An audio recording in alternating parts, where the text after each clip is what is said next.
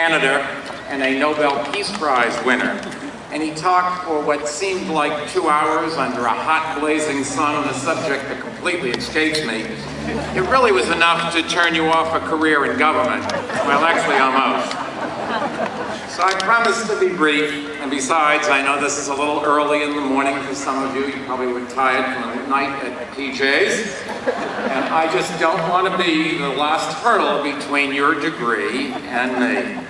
Before I go, let me offer some thoughts, however, that you graduates will undoubtedly cherish word for word for decades to come.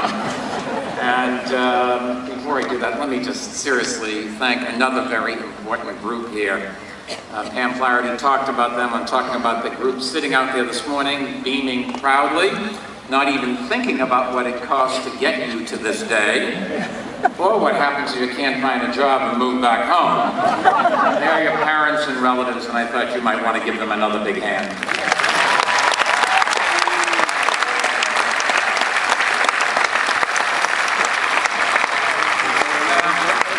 Now, as you can guess, Johns Hopkins holds a special place in my heart.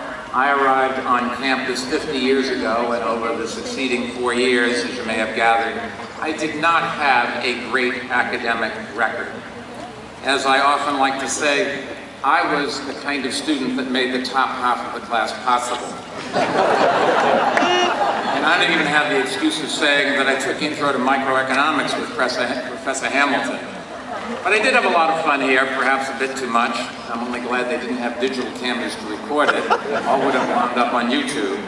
And despite what our fan told you, I do come back to visit the campus quite often. Who do you think fills in for the shush lady when she needs a breather? Keep you all quiet. Every time I visit, I can't help but think how much things have changed here since I matriculated. In my freshman year, I think tuition had for the first year gone over $1,000 a year. Today it's 40 times that.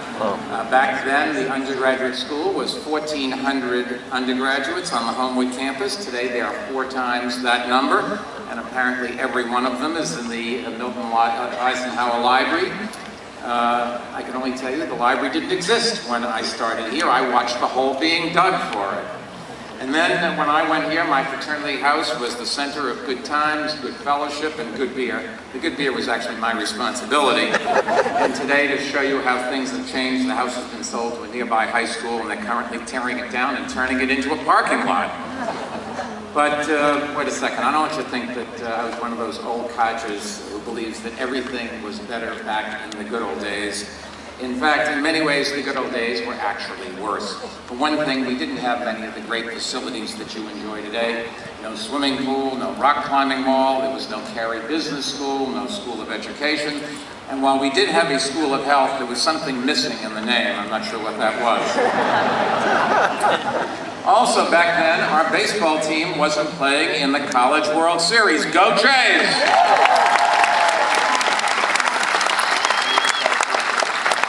And most importantly, there was not a single woman going to school on this campus, and that wasn't unusual for educational institutions back then.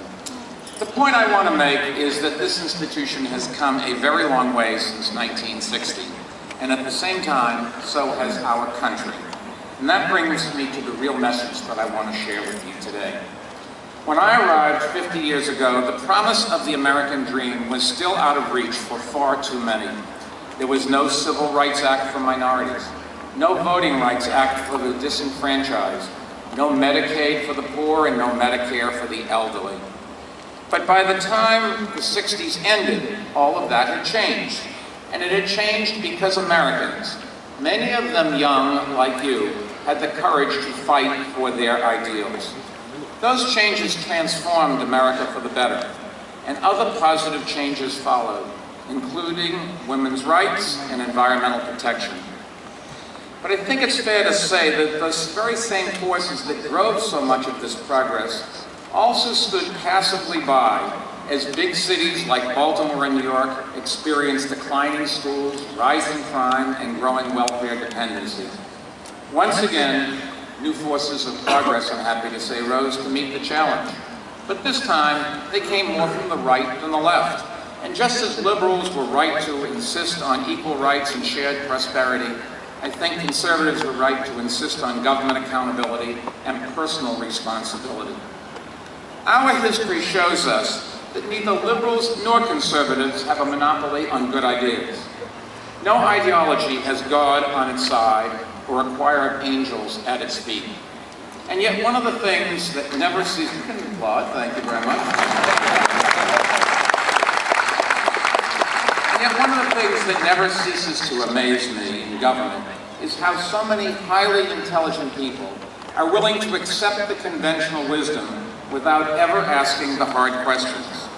They follow ideology and special interests on the polls instead of following the facts. There's a saying that has served me well in business and in government. In God we trust, everyone else bring data. And your professors have never taught you to simply follow the crowd.